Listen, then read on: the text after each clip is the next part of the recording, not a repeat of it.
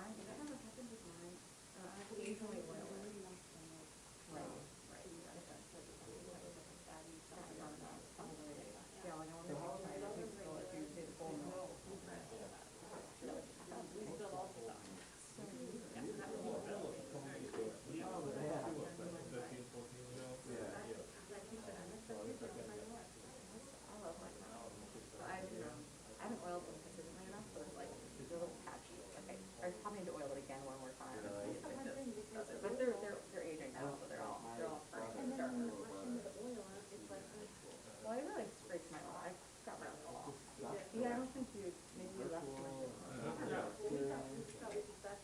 High school is like such a weird time. It's just on the top. It just like makes it darker. So you like wipe it all off.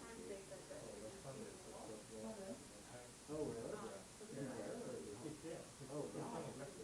No way. I think it must be sitting in mine a little bit though, because if you wipe it down with like a wet sponge, that has a lighter gray. So like that is after I treat it. It was on the stage. Stage? Yep.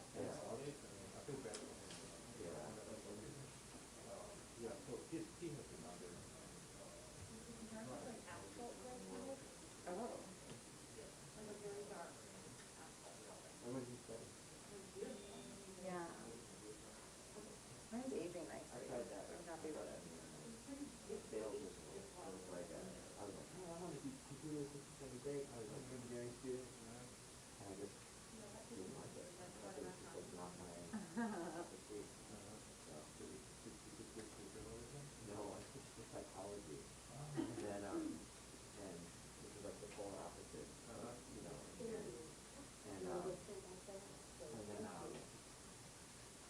I started doing journalism right at the radio station at my university, and started doing journalism. By that time, it was just too late to put me in. So like, I just got a psychology degree and then fashion science. So like, I think one was I learned my newspaper. I went up to the day school. Like, hey guys, I'm gonna be a journalist. Like, I'm like doing all stuff. Like, got to work there. Like, I did all these internships and like,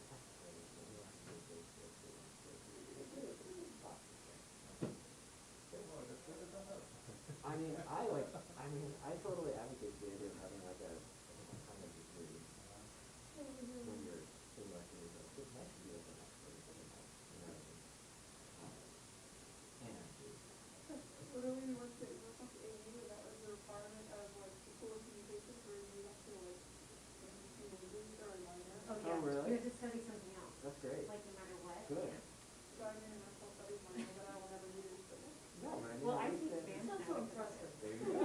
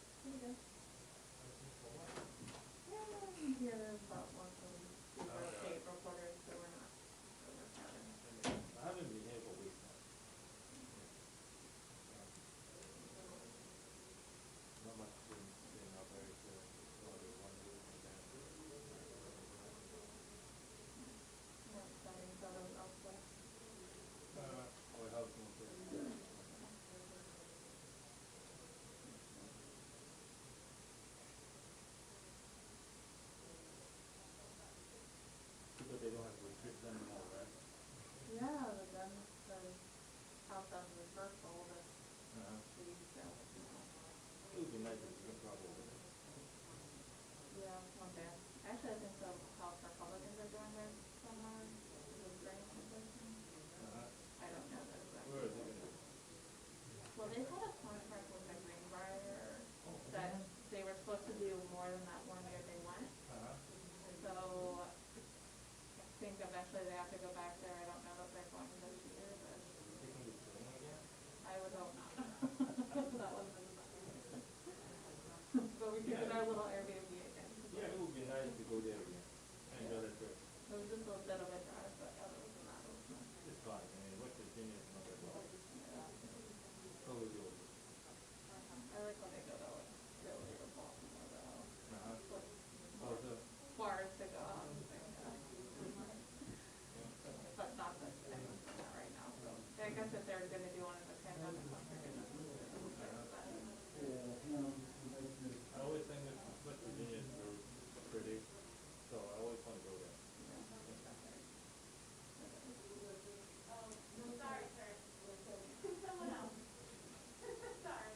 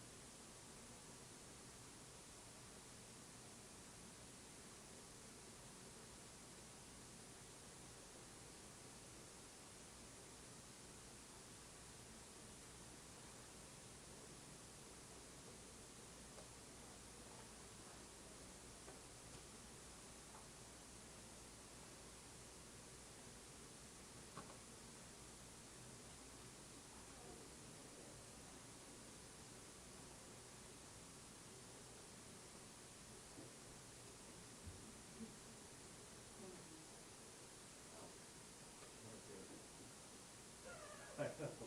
I think the one with Chuck is like, how can we work? You picked the right position. What is it before? Yikes, You're facing them, you I'm can go over there. seriously ready to fall asleep. I'm really tired. Let's hurry up. What else is there? Running late. I mean, always. Yeah, I mean, up against the wall here. Yes. Like they go matching the horizontal. And like the clips can't wake you up anymore because no one's using clips anymore. Wait, It used to be so alive. I thought the second one is the Start first, scoring or something. You looking at. Did you see somebody sent a picture, somebody, like one of the senators, or, I don't know, a photographer, fell asleep on Zoom during one of the hearings. I was like, well, that's embarrassing. But like, not just asleep, but like head all the way back, going down. I mean, I have a little more problems with my ear, I guess. Really fast. Is that one of those proposal ones or? Flashpoint. Flashpoint. It's the Adorama imprint of Rodox. Rodox is like Chinese company. They make smaller, cheaper stuff. Pretty good stuff. Well, they did have to, fast recharging time, that's good. Yeah, the battery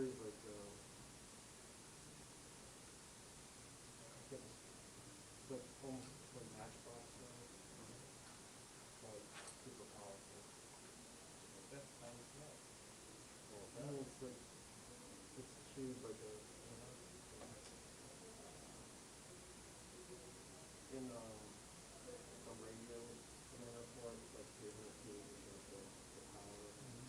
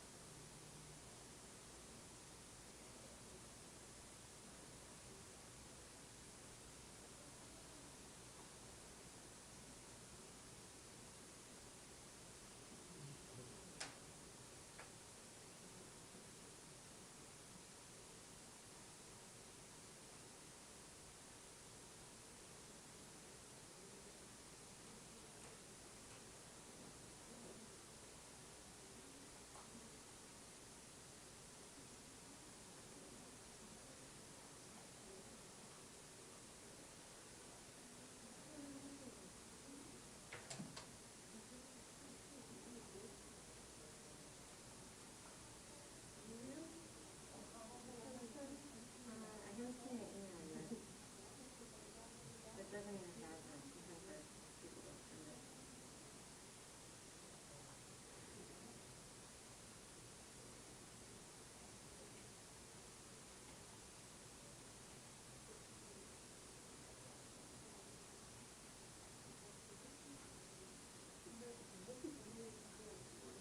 That one has. Yep, I got that.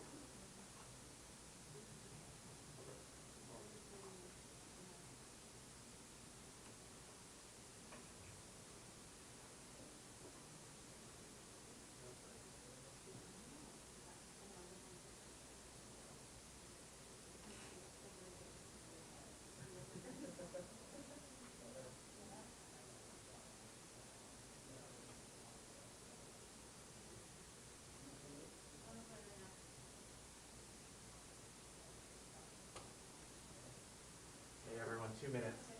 Thank you. Thank you.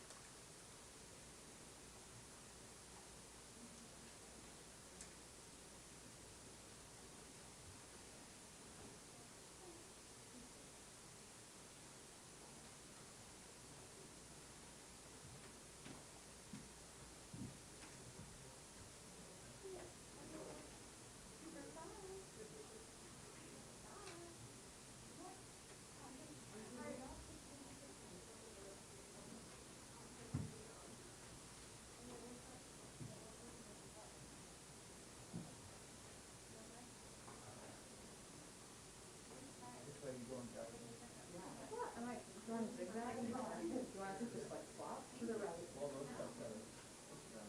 I don't know how they got it.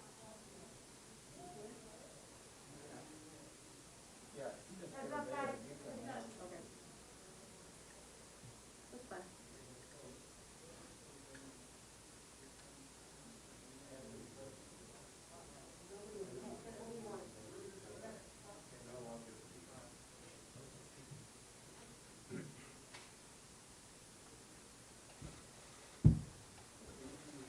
Very nice. I think this is the first time we have a majority women here. That's good. We have 50-50. 50-50. It's a majority. It's a majority. Touche. Okay, good afternoon, everybody. So we just finished, our caucus just finished a really fine virtual discussion with President Biden, and Senate Democrats are committed to passing the American Rescue Plan to crush the virus, recover our economy, and deliver help to Americans who need it the most. President Biden made his pitch today to our entire caucus, and he said we need to pass this bill and pass it soon. That's what the American people sent us here to do, and we have to get America the help it needs. We've had the worst health care crisis in a century, the worst economic crisis in 75 years, and we need to deliver. We're on track to send the American Rescue Plan to the President's desk before the expiration of the enhanced unemployment benefit, which occurs on March 14th. We could take it up as soon as tomorrow. I expect a hearty debate. I expect some late nights on the floor. But American people are overwhelmingly in support of this legislation. A majority of Democrats, independents, and in many polls, Republicans support this bill. It seems the only group that doesn't support this bill are Senate Republicans and House Republicans. But the American people, including Republicans, show very strong support for this bill. And they know, and the reason is simple. We have to crush the virus. We have to get our economy back on track. We have to get Americans back to work. And we all know how the bill delivers. $1,400 in additional direct payments to struggling Americans. That's the $2,000 check that we promised, the $600 from before and the $1,400 now. It'll help our schools reopen as safely and quickly as possible. It'll help small businesses get roaring back. It'll keep teachers and firefighters and bus drivers who work for governments to continue to work. It continues the assistance for the jobless and the hungry. And it funds in a far more robust way than President Trump even contemplated distribution of life-saving vaccines, the linchpin to overcoming and ending this pandemic. Every member of our caucus, I believe, has had input into the bill we will put on the floor. We are working in concert with the President and the House, and we all know that job number one is pass this bill. So we'll begin consideration of the American Rescue Plan as early as tomorrow, and we'll have the votes we need to pass the bill. Our message to the American people is very simple. Help is on the way. And now, Senator Durbin, in his green tie. Thanks, Senator Schumer. Now that the House has done their part, we have to do ours, and we start this week. We're beginning the reconciliation ordeal, and many of you have witnessed it. As Senator Schumer said, it means many long nights and many amendments that frankly don't go to the heart of the issue, but are attempts to divert us into some other political question. I think our caucus is focused as it should be. We know the American people are counting on us. We don't have a day to lose. We need to put that money into buying vaccines and distributing them as quickly as possible. There should be no questions asked about that. We've got to keep our word to the American people about the second half of that $2,000 payment. We've got to make sure that those who are unemployed don't find March 14th to be a disaster day, but a day of continuity so their families can continue to be fed. This is Joe Biden's initiation. It's his centerpiece of his administration. It's his demonstration to the American people that he heard them loud and clear as he was campaigning across America. We are going to come together, face the reality of this pandemic, and put it behind us. And I think Joe Biden is going to persevere and, with our help, succeed in charting a new day for America. Senator Murray. Thank you. The American Rescue Plan deals with the kinds of problems that I have heard nonstop from people in my home state of Washington from the start of this crisis, like, how am I going to pay my bills and keep a roof over my head? How am I supposed to go to work if I don't have child care or my kids aren't safely in school? Why can't I get a test? When can I get a vaccine? So it's no surprise to me there is such strong support nationwide for the policies we are about to send to President Biden's desk. Families need direct relief. We are going to send it. Too many are still out of work. We're going to prevent expanded unemployment benefits from expiring on March 14th. We'll get help to get vaccines in arms faster, hire and train more public health workers, and ramp up testing capacity. We'll invest in programs to counter the disproportionate harm COVID-19 has caused, specifically to communities of color and tribes, and expand affordable insurance to families.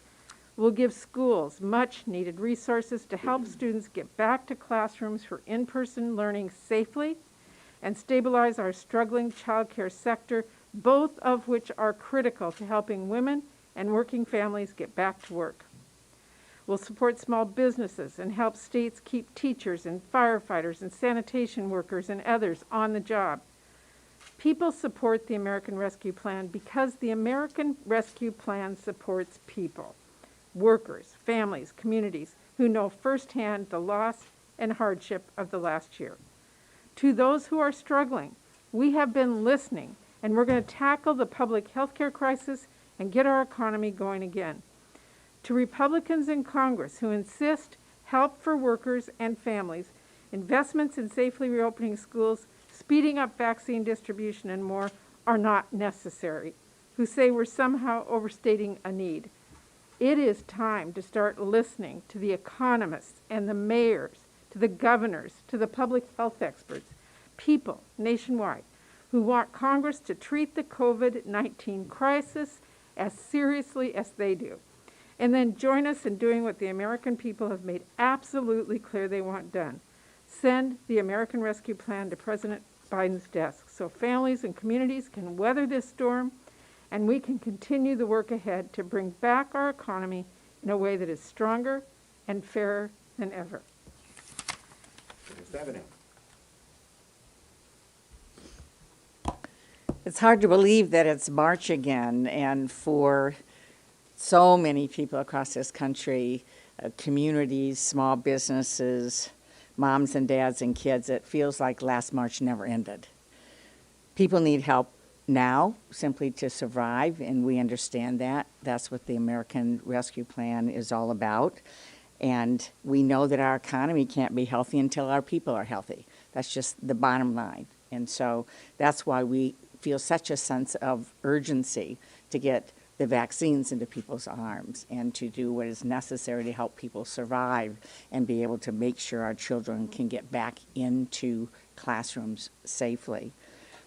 We know that the American Rescue Plan tackles these urgent public health needs, first and foremost, providing billions in funding to get vaccines in people's arms, to provide supplies and testing and staffing to stop the spread of COVID-19.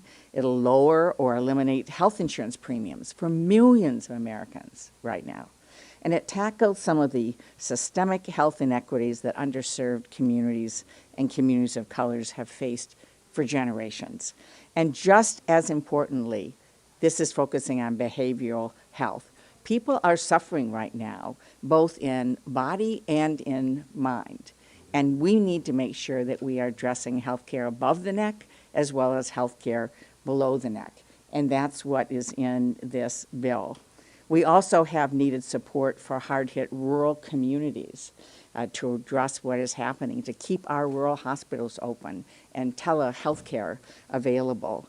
And we also, in this bill, are addressing pandemic-related disruptions to our food supply chain, to get help for our farmers to be able to get food to hungry families, and to offer assistance to farmers of color who have faced discrimination for too long. We're a year into the pandemic, and American families and communities need to know that someone continues to have their back. That's what this is all about, and we're here today to tell them that help is on the way. Thank you, Debbie. Yes. Leader Schumer, you have said that the Senate is not going to be a legislative graveyard for House bills like it was last Congress. Can you talk about the House starting to send a ton of bills over the Equality Act, HR 1 this week, the policing bill, and a ton of bills coming up after that? What your strategy and timing is on these Yes, bills? first, look, let me say this. I believe my caucus believes, excuse me, I'm supposed to keep the mask on when I talk to you all. I believe, and I believe my caucus believes, that we need big, bold action. And we're going to figure out the best way to get big, bold action on a whole lot of fronts. We're not going to be the legislative graveyard, very simply. McConnell refused to put bills on the floor.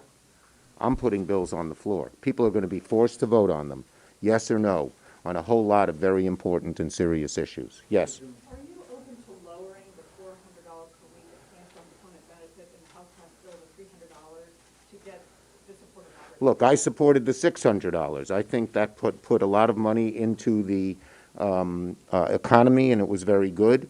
I know that this was brought up when the group yesterday met with Joe Biden, and they're discussing it. Yes. I called on her. Thank you, Leader. Do you think Mayor Governor Andrew Cuomo should resign?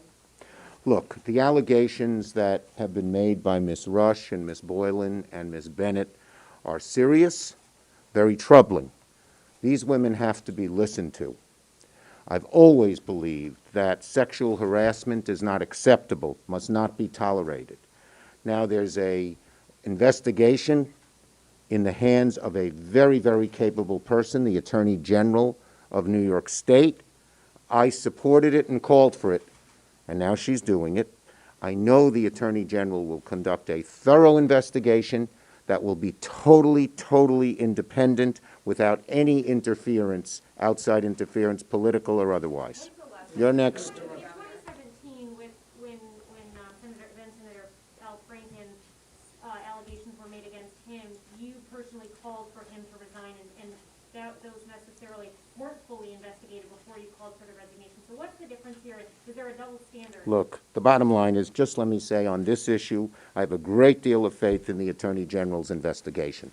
So how surprised were you at these allegations, and how quickly does the investigation need to move? I have faith in the Attorney General's investigation. I'll leave that to her. Were you surprised? Yes, yes. To follow up on Lindsay's question, if Republicans block things like voting rights, immigration reform, the Equality Act, are you supportive of getting rid of the 60 vote limit? The bottom line is we're going to figure out, we're going to come together as a caucus and figure out the way to get the bold action that the American people demand. But we will put bills on the floor. That's the huge difference between McConnell and us. Last one. On the COVID relief bill, Yes. sounds like you're open to changes to this bill when it comes to the floor. Look, we want to get the biggest, strongest, boldest bill that can pass, and that's what we're working to do. Thank you, everybody.